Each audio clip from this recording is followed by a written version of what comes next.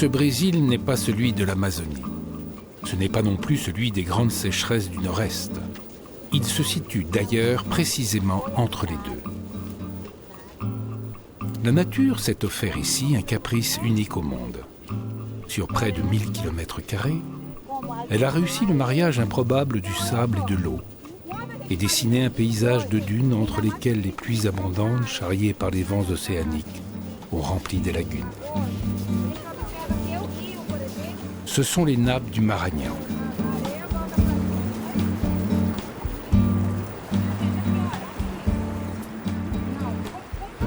Comment pensez-vous que ceci a été rendu possible?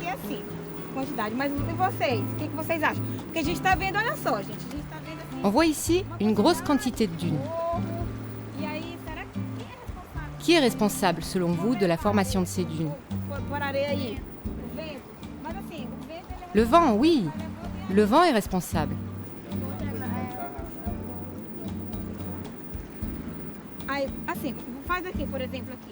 Nous allons essayer de reproduire le phénomène. Je voudrais que 2 élèves m'assistent.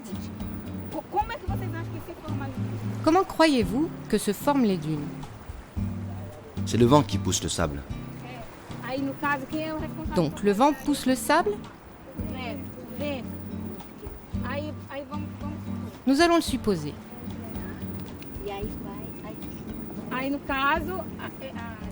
Le vent pousse le sable jusqu'à ce que se forme un monticule.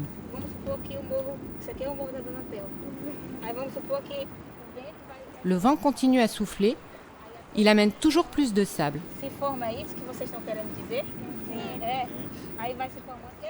Il ne vient que de la mer ou il peut venir d'autres directions? Il peut venir d'autres directions. Il ne souffle que face aux dunes ou il peut venir par le côté également?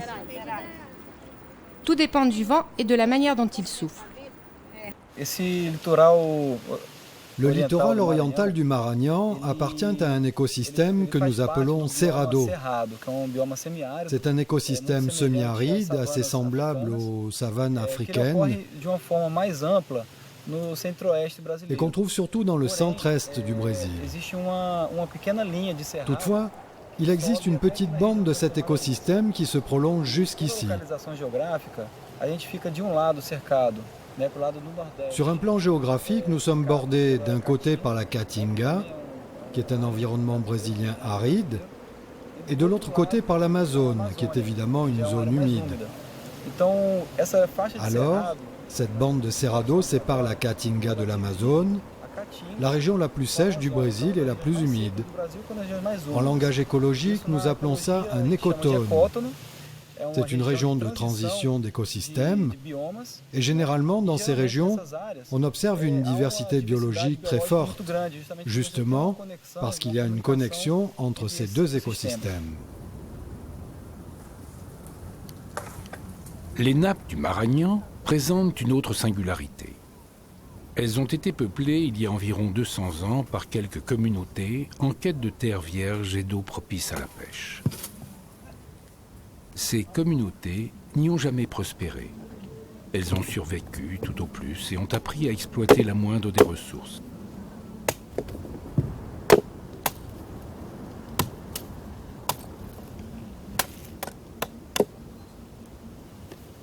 La vie s'y déroulait plutôt sans histoire. Jusqu'en 2007, l'année où le gouvernement brésilien a décidé d'en faire un parc national, ce que la nature même du lieu rendait tout à fait légitime. Un parc national est créé pour préserver un endroit qui possède une grande beauté et une importance pour la biodiversité. Il n'est pas besoin d'insister sur la beauté des nappes du Maranhão et le décor unique au monde qu'elles représentent.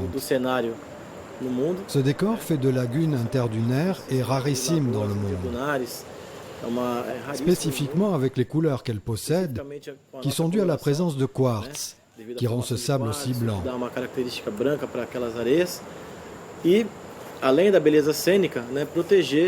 Au-delà de la beauté de ce décor, le parc est destiné à protéger un lieu de réception des oiseaux migrateurs et quelques espèces endémiques, comme la tortue des dunes.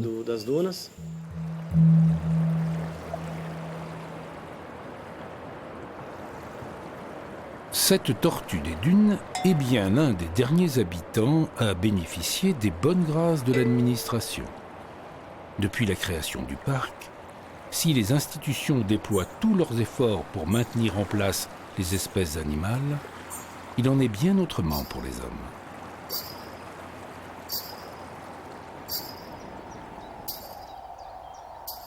Plus de 5000 personnes sont concernées. Leur présence a été jugée incompatible avec les objectifs du parc. Et depuis une dizaine d'années, tout a été mis en œuvre pour qu'elles quittent les lieux. Ceci, évidemment, n'est pas sans poser un certain nombre de problèmes. Donna Zoubira est née ici il y a un peu plus de 70 ans. Elle n'est jamais sortie des limites du parc. Elle ne connaît que le bruit de la mer, celui du vent, les ondulations des dunes, la sobriété d'une vie passée à exploiter de maigres ressources et la nécessité de vivre avec très peu de choses. À l'époque, pour faire les maisons, on utilisait le bois que l'on trouve ici. Aujourd'hui, plus personne ne peut couper du bois, car l'Institut de l'environnement ne l'autorise pas. Il faut donc que nous achetions tout. Tout le bois vient de la ville. Plus personne ne peut couper du bois, car ils mettent des amendes de 1000 reais ou plus. Et personne n'a la possibilité de les payer. On ne peut même pas couper une branche pour réparer un trou dans une clôture ou faire un portail. Ils ne laissent personne couper du bois. De la boue. Vous voyez qu'ici le sol est en terre. Nous n'avons pas les moyens d'acheter du ciment. Eh bien, ils ne nous laissent même pas récolter de la boue. Alors comment pouvons-nous faire ?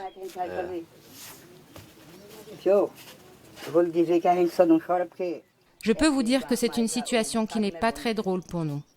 Pas terrible du tout. Et ce n'est pas que pour nous. Ça concerne tous les habitants d'ici. Tous. Les plaintes sont unanimes.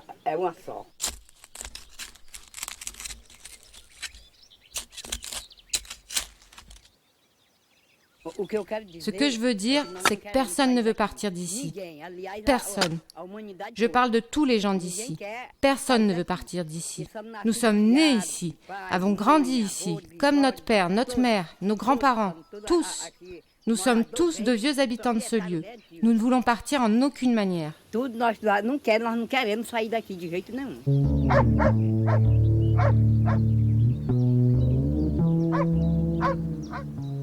La réalité administrative est d'autant plus cruelle que les limites du parc ont placé certains des habitants en infraction, alors que d'autres, installés à quelques dizaines de mètres, ne le sont pas. Ici, nous sommes à l'intérieur du parc de l'Institut pour l'environnement. Ici, ils veulent que nous partions. Mais nous ne voulons pas partir. Nous voulons rester ici, dans nos logements. Nous avons nos petits jardins, nous plantons notre manioc, nos haricots. Nous plantons des pastèques que nous mangeons ou que nous donnons aux enfants de nos voisins. L'endroit où ils veulent nous envoyer, nous n'en voulons pas. Nous ne voulons pas y aller.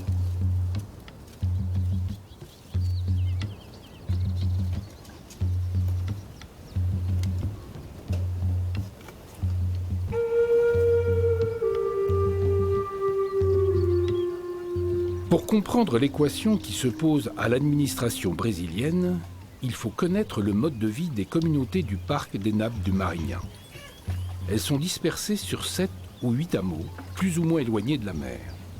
Quelle que soit la distance, tous pratiquent la pêche qui demeure la ressource principale.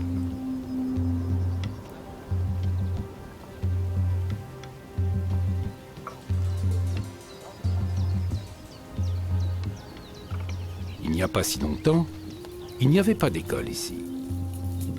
Barreirinhas, la ville la plus proche, se trouve à environ 1 heure d'une piste impraticable pendant la saison des pluies, durant laquelle on ne peut l'atteindre qu'au terme d'un voyage de 2 heures en bateau.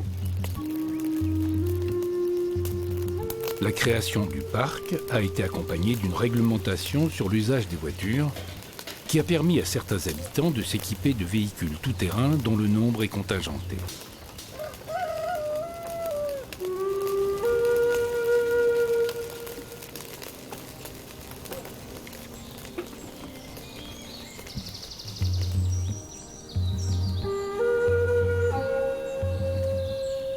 Anderson fait partie des privilégiés qui, en plus de la chance d'habiter en dehors des limites du parc, a pu obtenir une licence d'exploitation d'un 4x4.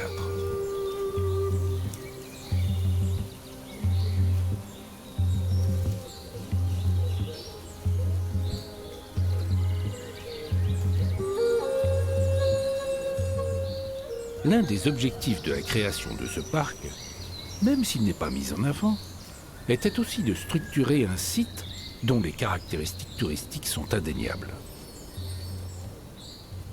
Limiter son accès permet d'assurer une bonne protection de l'environnement, mais a aussi contribué à la création d'un business assez rentable, le transport des visiteurs et les randonnées dans les dunes.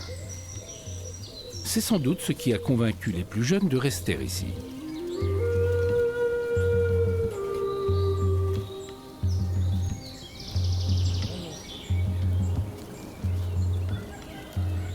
Les autorités du parc accordent les licences au compte-gouttes.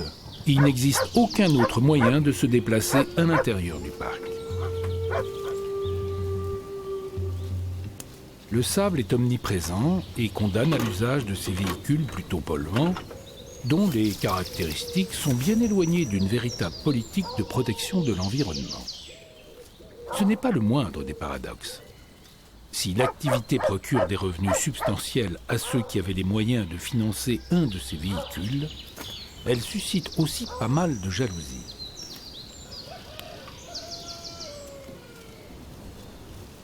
Lassés de ces conflits permanents, les jeunes comme Anderson rêvent désormais d'autres horizons.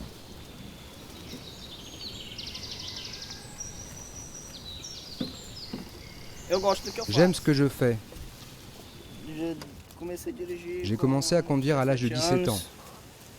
Et quand j'ai été majeur, j'ai passé mon permis. Pour l'instant, je continue. Mais je vais m'arrêter pour prendre le temps de faire mes études. Je me donne environ 1 an. Pas mal de gens de ma famille ont fait des grandes études. Et ma vie va changer, certainement.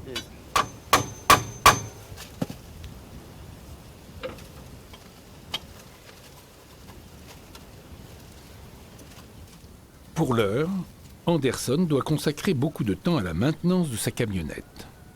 Le sable est redoutable pour la mécanique, et toutes les réparations sont généralement de fortune.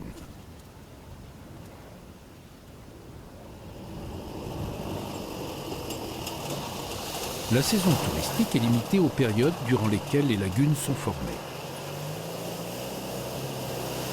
Si l'on exclut la saison des pluies, elle se résume à environ 4 mois, de mars à juillet, durant lesquels les visiteurs affluent pour découvrir cette fierté nationale. Le reste du temps, les propriétaires de 4x4 se dédient au transport des autochtones, qui ne disposent sur place d'aucun service ou commerce digne de ce nom.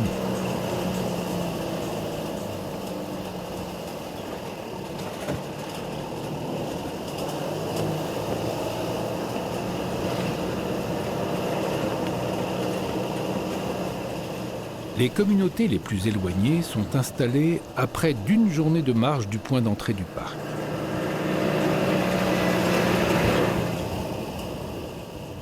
Le trekking est devenu à la mode et constitue l'une des activités essentielles proposées aux visiteurs. Leurs étapes les conduisent donc à trouver refuge chez l'habitant, et la manne financière qu'ils représentent est une raison supplémentaire de ne pas vouloir quitter les lieux.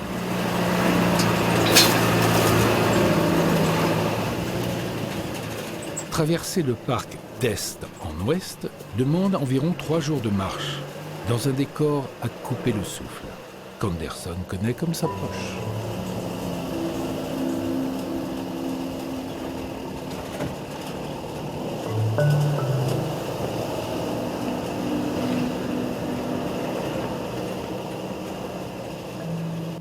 Aujourd'hui, Anderson doit récupérer Théodès, un autre natif des communautés du parc, qui a beaucoup milité pour faire valoir les droits de ces communautés auprès des autorités administratives.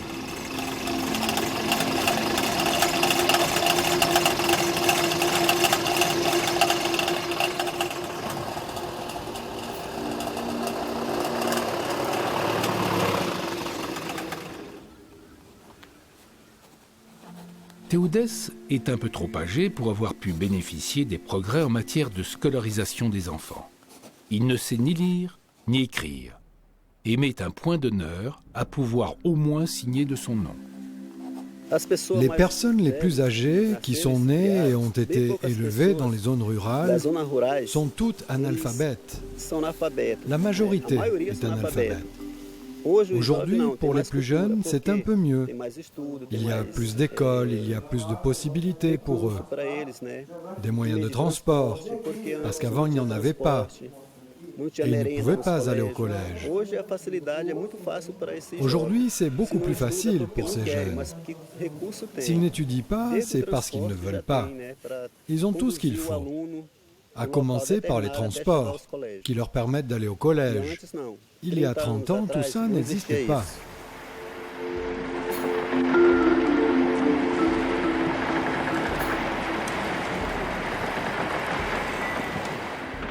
Le littoral est battu par les vents qui sculptent les dunes et rendent la pêche difficile.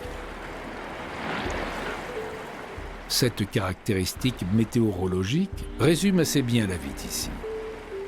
Les communautés ne prétendent pas à une vie de cocagne.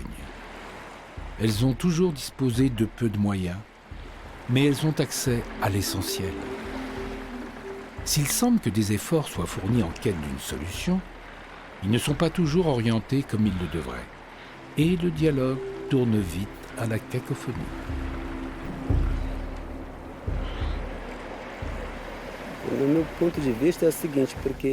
J'ai un point de vue.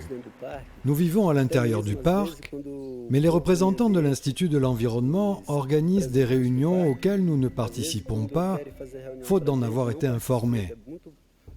Rares sont celles auxquelles assistent les représentants des communautés. Quand nous sommes informés d'une réunion, elle a déjà eu lieu. Très peu de gens sont au courant, parmi les gens qui vivent à l'intérieur des limites du parc. Ceci parce qu'ils organisent ces réunions dans des lieux qui n'appartiennent pas au parc. Le public est nombreux, mais c'est préjudiciable aux habitants du parc, qui sont les premiers concernés, car ils s'adressent aux habitants des villages en bordure, qui n'ont rien à voir avec le parc.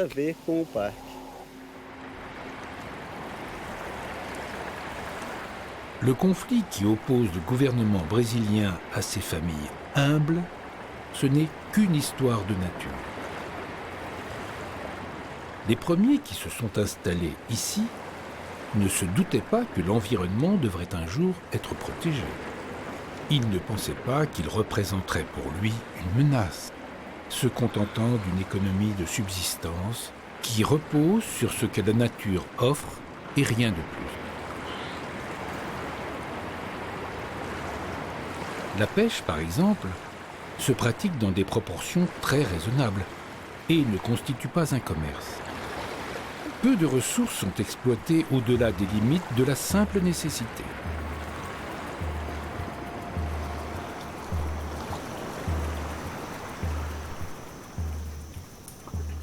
Le parc des Nappes du Maranhão est une enclave de sable bordée par deux grands fleuves qui se jettent dans l'Atlantique, le Preguiça et le Piria. L'argile qui en constitue le sous-sol empêche l'eau de pluie de s'infiltrer et permet l'existence des lagunes interdunaires. Aux abords du parc, elle forme un support idéal pour certaines formes de mangroves dont Pedro connaît tous les secrets.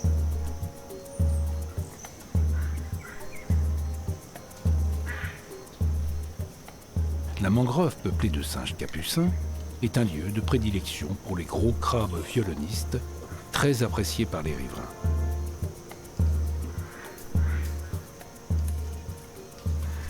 Cette ressource inattendue complète les revenus modestes de la famille de Pedro, qui vit à l'extérieur des limites du parc.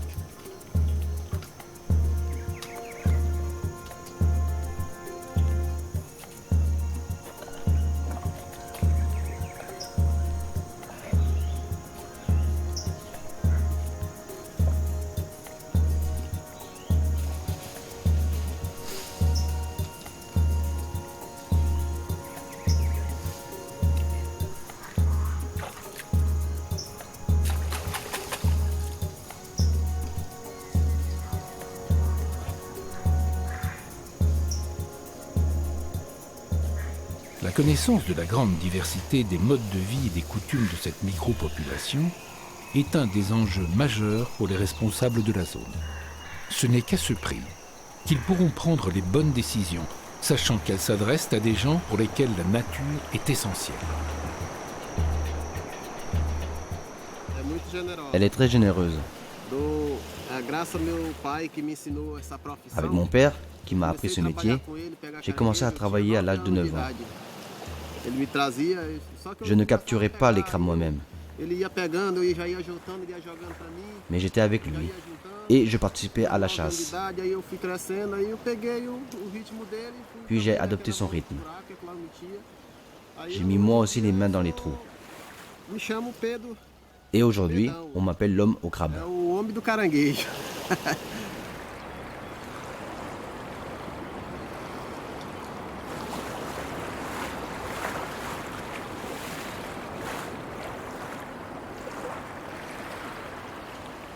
La principale difficulté de motif pour lequel les gens se plaignent, c'est le fait que l'Institut les empêche de construire une maison pour leurs enfants, d'élever des animaux en liberté, ou de créer un champ là où il n'existait pas. Avec notre travail de contrôle et le travail de formation effectué par le Conseil, nous sommes parvenus à leur faire comprendre que ça ne fonctionnait pas comme ça. Ils ont le droit de continuer leurs activités traditionnelles, à la condition d'en demander l'autorisation à l'équipe administrative du parc. Avec la formation du Conseil en 2013 et son renforcement depuis, nous avons trouvé des personnes capables de relayer l'information correcte auprès des habitants du parc au sujet de son administration. Il y avait beaucoup de malentendus sur la législation brésilienne au sujet du maintien des activités traditionnelles. Quelques familles, comme celle de Donazwilda, n'ont pas hésité à prendre le train du progrès et se sont lancés dans le commerce.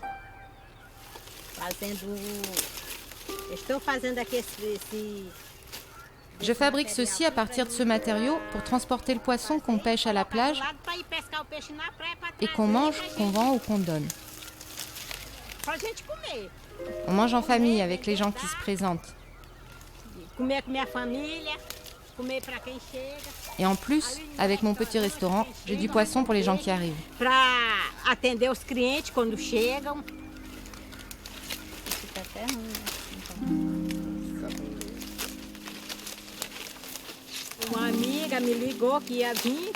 Une amie m'avait appelé pour me dire qu'elle allait venir se promener dans les dunes avec quelques-uns de ses amis.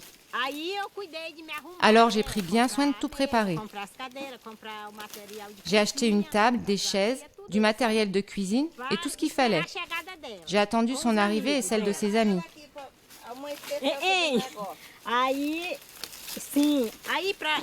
Elle est venue pour 6 jours avec 23 personnes. Ça faisait beaucoup de monde. Alors, j'ai préparé les déjeuners, les dîners. Ils allaient se promener dans les dunes, se baigner dans les lagunes. J'ai tué quelques poules, une chèvre, des poulets fermiers. Tout était très bien présenté. Et les repas que j'ai faits pour eux se sont vraiment très bien passés.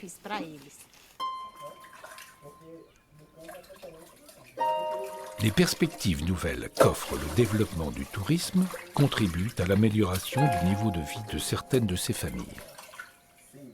Il est d'autant plus difficile maintenant pour celle de Donazwilda d'envisager un départ. Ils disent qu'ils veulent faire partir les gens d'ici, mais je leur ai dit que j'ai 71 ans, que je suis né dans le parc, que j'y ai grandi. Et je crois qu'ils n'ont pas le droit de m'en faire partir. Cette maison-là, je l'ai achetée. Elle était toute petite et n'avait que 3 pièces. Je n'ai pas pu l'agrandir sans demander l'autorisation à l'Institut. Il a fallu que j'aille là-bas 3 fois, que je parle avec eux. Et finalement, ils m'ont donné l'autorisation d'agrandir.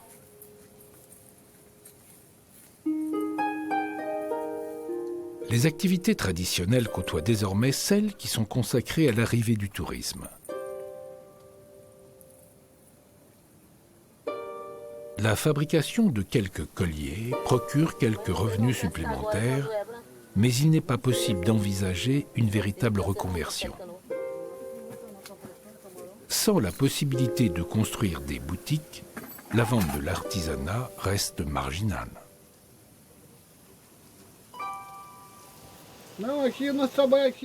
Notre quotidien, ici, c'est la pêche. Nous vivons de la pêche. Je capture le poisson et je le vends. Nous ne voulons pas partir.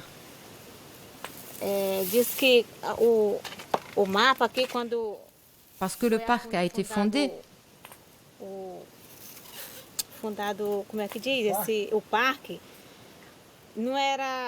Mais pour nous, ce n'était pas un parc. Maintenant, leur leitmotiv, c'est de faire partir les gens du parc. Mais les gens ne veulent pas partir. Jusqu'à aujourd'hui, je suis certaine que personne ne veut partir.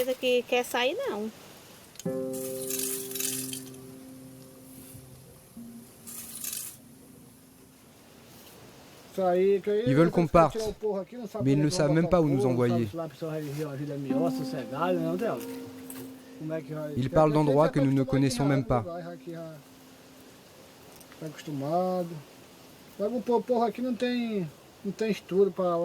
Nous ne connaissons que la vie d'ici.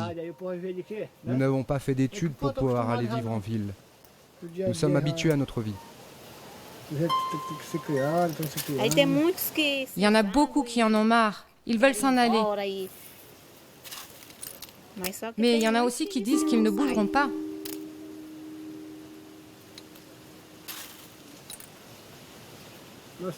Nous sommes nés ici. Nous avons grandi ici. Ça fait 43 ans que je vis ici. Je suis né, j'ai grandi. Je me suis marié. J'ai eu mes enfants ici. J'en ai un de 8 ans, un autre de 12 et encore un de 14.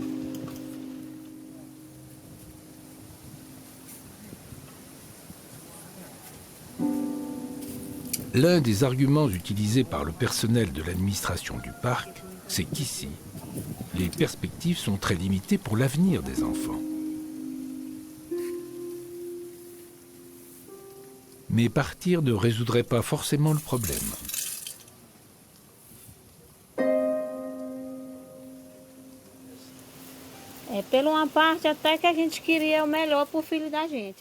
Bien sûr que nous souhaitons le meilleur pour nos enfants, mais nous n'avons pas les moyens de leur payer des études longues. Comme nous sommes pauvres, nous espérons seulement qu'ils pourront terminer le premier cycle du collège.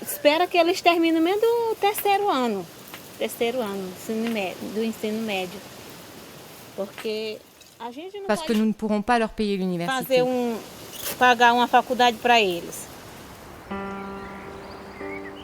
Les premières années du parc ont été éprouvantes pour ceux qui en ont la charge. À l'incompréhension du départ, ont vite succédé la colère, puis la révolte.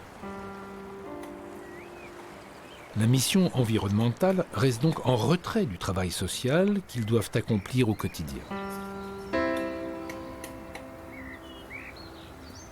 Les certitudes s'estompent peu à peu devant la résistance de ces familles à qui on ne propose aucune alternative. Dans un pays comme le Brésil, qui privilégie la dignité de sa population, il est difficile de provoquer des situations douloureuses à l'encontre de la politique sociale qui a été mise en œuvre à l'arrivée du président Lula et que perpétue l'actuelle présidente Dilma Rousseff. Il n'y a pas de guerre entre les résidents et l'Institut. C'est plutôt le contraire. Dès la création de l'Institut en 2007, l'objectif de la gestion de l'environnement est de travailler avec les populations locales dans l'espoir d'obtenir des résultats. C'est plus efficace qu'un simple contrôle et une répression des pratiques traditionnelles. Je pense donc que le niveau de dialogue entre l'organisme de gestion publique et les administrés a été beaucoup plus collaboratif et efficace ces dernières années, depuis la création de l'Institut.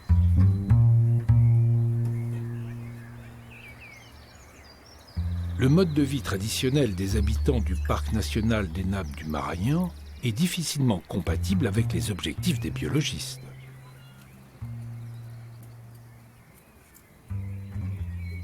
Si la pêche reste une activité tolérable, compte tenu de sa faible intensité, les choses se compliquent avec tout ce qui se passe à terre.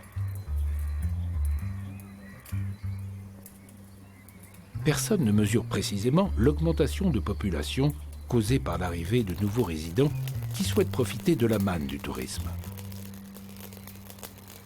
Toujours est-il que les surfaces cultivées s'accroissent, preuve que les besoins ont augmenté.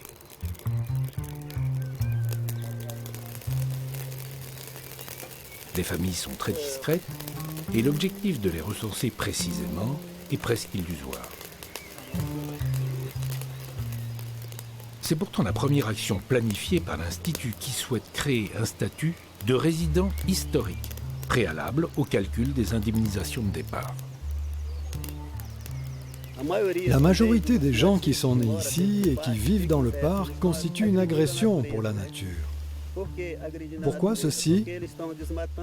Parce qu'ils défrichent la végétation pour planter du manioc. Et comme ça ne donne pas les résultats escomptés, ils plantent des cajous pour se procurer une source de revenus qui leur permet de vivre. Ils vendent les noix de cajou. Donc ils agressent la nature de ce point de vue. Ils pourraient adopter une attitude intermédiaire qui consisterait à cultiver sur les zones déjà défrichées et ne pas en défricher de nouvelles. Ainsi, ils ne détruiraient pas plus que ce qui est déjà détruit.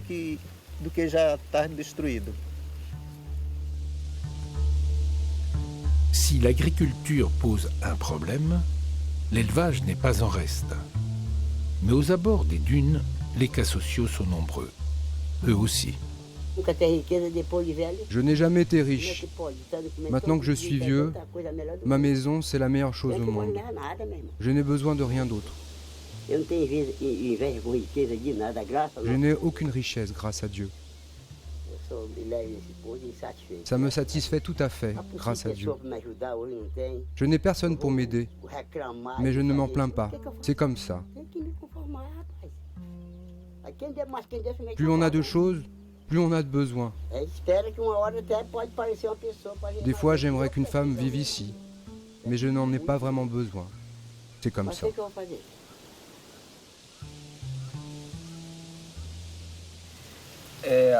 La législation brésilienne qui réglemente les zones protégées et les aires de conservation est tout à fait claire pour dire que les parcs nationaux doivent être exempts de toute présence humaine.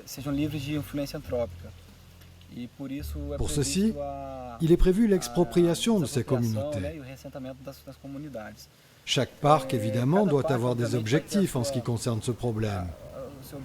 Dans le cas spécifique des nappes du Maranhão, il faut bien comprendre que la pratique de cette agriculture de subsistance à l'intérieur du parc national est en total désaccord avec l'objectif même de la création du parc.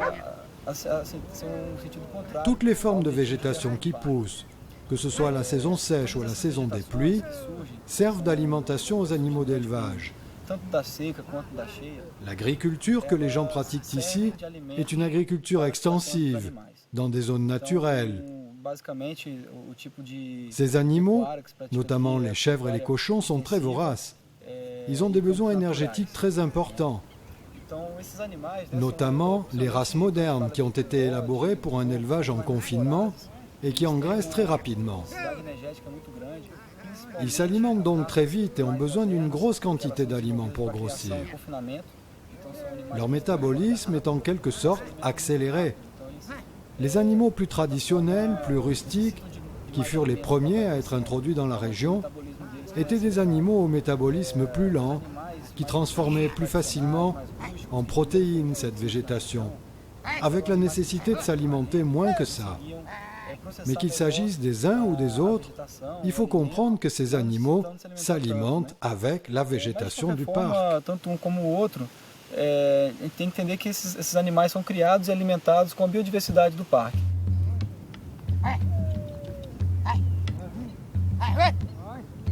En plus des dégâts causés par les animaux élevés à domicile, une pratique assez récente renforce l'agacement des responsables du parc. Lorsqu'arrive la saison sèche et que les prairies des abords du parc jaunissent, les habitants ont découvert que le limon formé au fond des lagunes, durant la période où elles sont pleines, constitue un aliment de toute première qualité pour le bétail.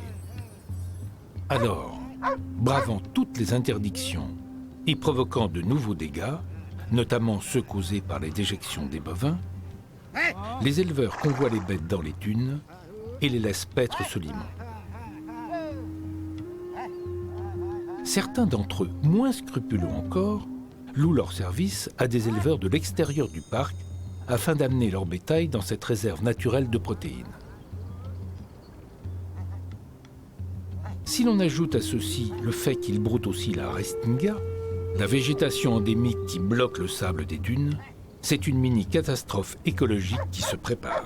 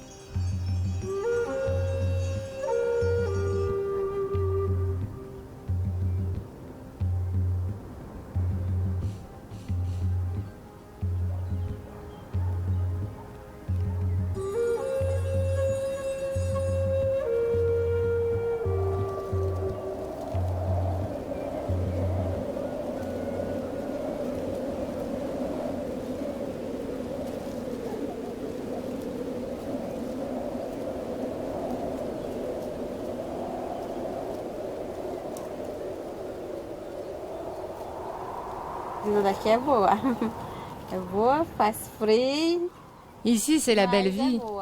Aujourd'hui, il fait frais, mais c'est bon quand même. Il y a du poisson, des crevettes, c'est vraiment bien. Il n'y a pas de bruit, c'est calme. Que le souffle du vent, c'est bon.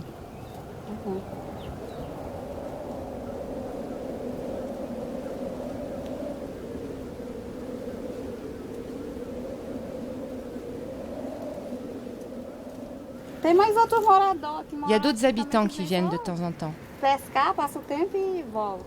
Ils pêchent et rentrent chez eux. Il y en a une dizaine d'un village d'à côté.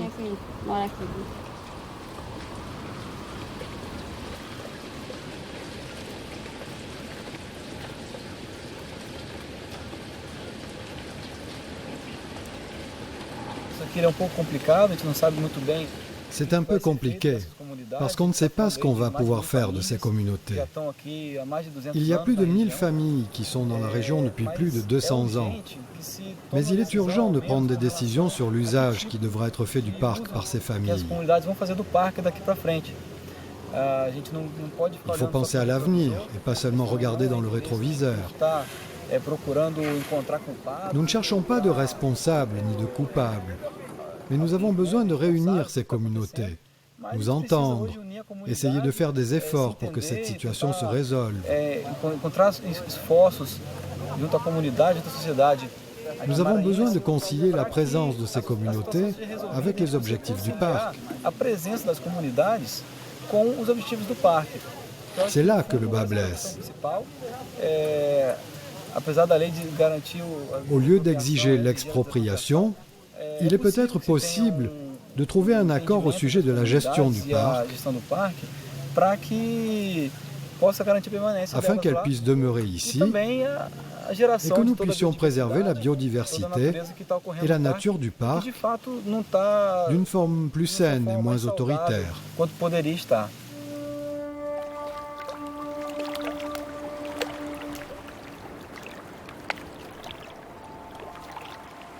La seconde action au planning de l'ICM Bio est d'expulser purement et simplement ceux qui sont arrivés après la création du parc, avec la perspective de profiter de la manne touristique. Ceci fait, il faudra réfléchir au maintien même du statut du parc national, peut-être en abandonner le concept et le classer différemment, ce qui permettra de lui accorder une autre réglementation autorisant le maintien sur place de cette population.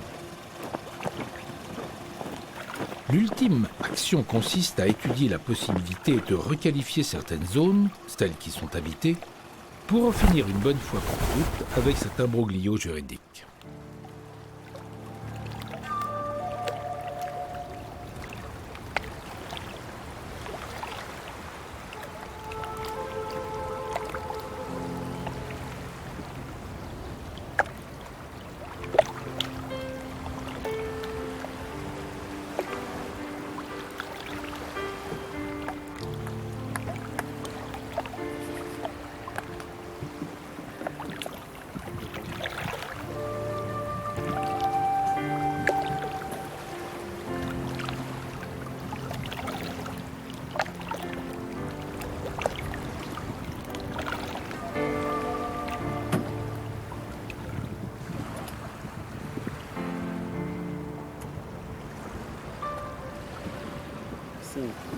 Moi, j'aimerais vraiment que les gens qui sont au pouvoir actuellement organisent des réunions avec principalement les gens qui résident dans le parc et qu'ils leur trouvent une solution. Les gens qui vivent dans le parc cohabitent avec lui. Il représente pour eux une source de revenus. S'ils quittent le parc pour aller ailleurs, ça ne se passera pas bien parce qu'ils sont analphabètes, ils n'ont pas de métier. Ils n'ont pas les moyens financiers de survivre ailleurs qu'ici. À l'intérieur du parc, ils vivent de l'élevage, de l'agriculture et aussi de la récolte du cajou chaque année. C'est la production des noix de cajou du parc. Et la plus grosse source de revenus des gens qui vivent à l'intérieur du parc, c'est la noix de cajou. Elle se vend aussi bien crue que grillée. Actuellement, 1 kilo de noix de cajou crue se vend 2,25 reais. Grillée, les acheteurs traitent à 24 ou 25 reais le kilo. C'est leur source de revenus. Ils vivent à l'intérieur du parc et c'est un endroit idéal pour cette culture. Si on les sort de là, ils n'ont aucun autre moyen de survivre. Parce que, comme je viens de l'expliquer, ils sont analphabètes. Ils n'ont aucun moyen financier pour vivre ailleurs. Ils n'ont pas de salaire. Donc, c'est pas terrible pour eux. Je ne saurais pas trop vous expliquer l'histoire de la culture du cajou ici. Ce que je sais, c'est qu'à l'époque, il n'y avait pas beaucoup de débouchés pour la noix de cajou. Parce qu'aujourd'hui, on ne s'occupe que de la noix. Le fruit de cajou est sans intérêt.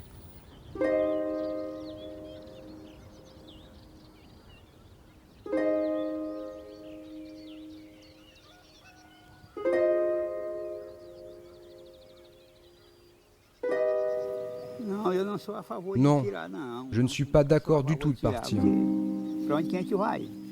Pour aller où? On est tellement habitué à vivre ici. Déménager pour aller ailleurs, ça ne serait pas possible. On ne se sentira pas bien, ce sera terrible. Je ne suis pas du tout d'accord.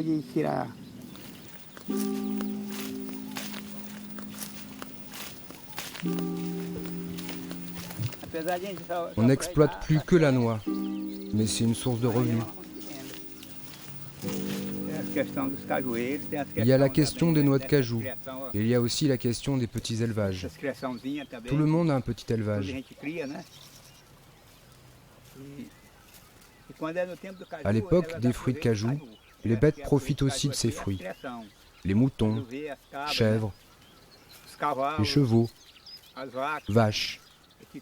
Tous mangent le cajou. Non, il n'y a pas encore de fleurs. Ce sont juste des boutons, pas de fleurs. En fait, l'un des nœuds majeurs du problème, c'est bien le cajou. Sur tout le territoire du parc, plusieurs dizaines d'hectares de plantations sont en cours de recensement.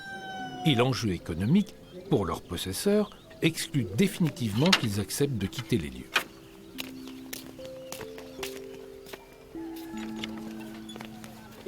Je suis entré dans l'église pour prier, pour demander à Dieu d'illuminer le cœur de toutes ces autorités qui sont aujourd'hui au pouvoir et qu'il prie pour nous, principalement ceux qui habitent à l'intérieur du parc, que nous puissions toucher le cœur de ces gens, qu'ils fassent des réunions et qu'ils prennent des décisions qui nous sont favorables, qu'ils se mettent à notre place, celle des gens qui vivent et possèdent quelque chose à l'intérieur du parc. C'est la prière que je fais à Dieu tous les jours, pour que les autorités regardent de notre côté, et pas que du leur. Les grands patrons ont les moyens de survivre. Nous qui vivons à l'intérieur du parc, si on nous en retire, nous ne les aurons pas. Même avec la bourse famille que donne le gouvernement, ce ne sera pas suffisant. La petite retraite qu'il donne, ce ne sera pas suffisant non plus. Cette histoire, c'est une histoire de nature. Et c'est bien la nature qui pourrait en avoir le dernier mot. Les zones sur lesquelles sont bâties les maisons de certaines communautés sont depuis quelques années sous la menace de disparaître, emportées par les flots. C'est la nature elle-même qui reprendrait ainsi ses droits, sans besoin d'être assistée par des lois ni des réglementations.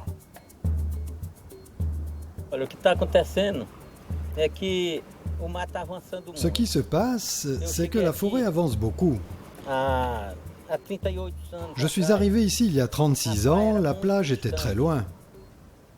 L'embouchure n'était pas où elle se trouve aujourd'hui, elle était beaucoup plus bas.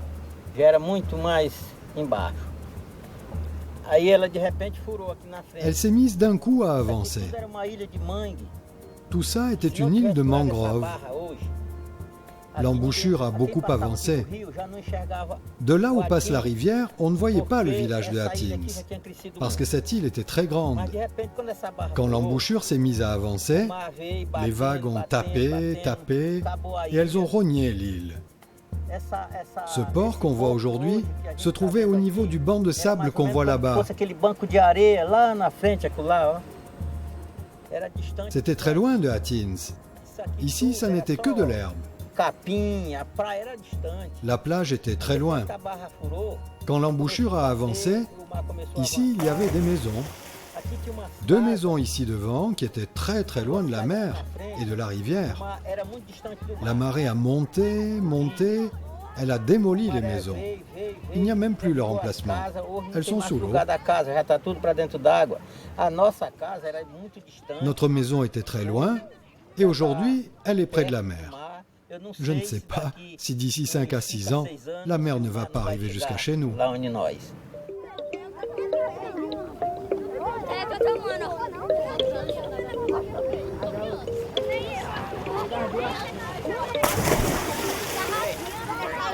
Le cours sur la formation des dunes est terminé.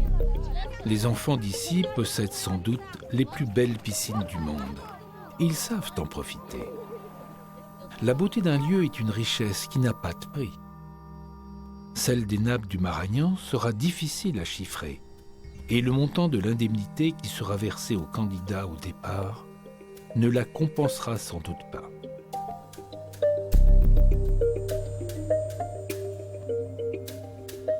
Le Brésil court après sa promesse d'être un pays d'avenir.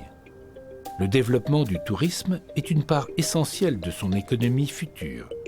Et la création de parcs nationaux s'inscrit dans cette politique.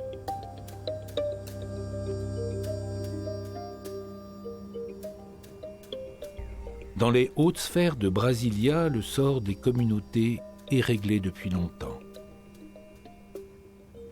La machine administrative est en marche et rien sans doute ne pourra l'arrêter. Si les plus âgés ne veulent pas y croire, ceux de la génération d'Anderson ne se font pas beaucoup d'illusions.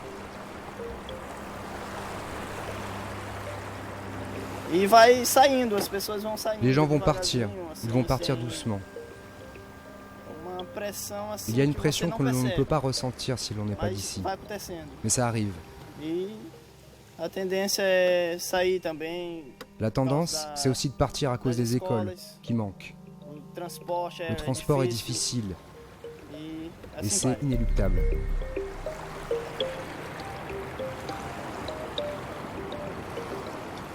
Meus pais falam muito que Mes parents disent souvent que la vie va être de plus en plus difficile ici. Pour l'instant, je n'ai pas de gros besoins.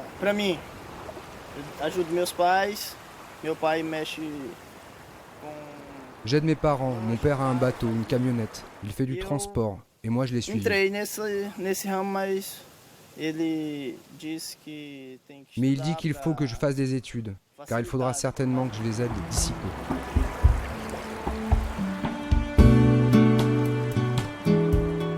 La nature retrouve toujours son équilibre. C'est une question de temps. Les nappes du Maragnan sont nées du sable et du vent, il y a quelques milliers d'années. L'homme les aura colonisées 200 ans, tout au plus. Mais elles n'ont pas été conçues pour l'accueillir. Si les sociétés humaines attribuent les titres, la nature, elle, n'accorde pas toujours les droits.